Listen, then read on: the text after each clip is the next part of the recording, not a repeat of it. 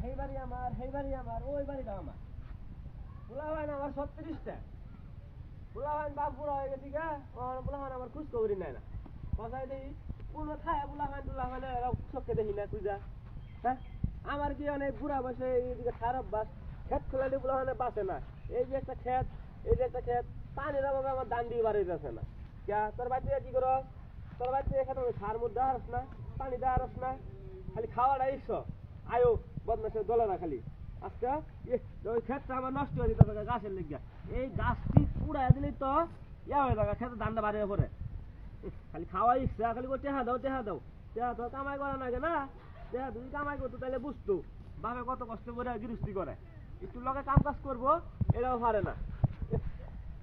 ওই যাইতাম আমি কবসা দিই এই পোলাখানে জ্বালা দিই হ্যাঁ আমার তো আর ভালো লাগে না এই বুড়া বয়সে কি আমার কাম কাজ করার সময় আছে হ্যাঁ একটা নাতি আছে বদমাস কই খায় হারা দিন টাউ করে আমি খুঁজাই পাই না ক্যা দাদার লগাই কিন্তু কাম করলেও তো আগুয়া হ্যাঁ স্বাস্থ্যটা আমার সব শেষ হয়ে গেছে গাছ বিছানা খাটতে না আমি আর এই এলাকাতে থাকতাম না।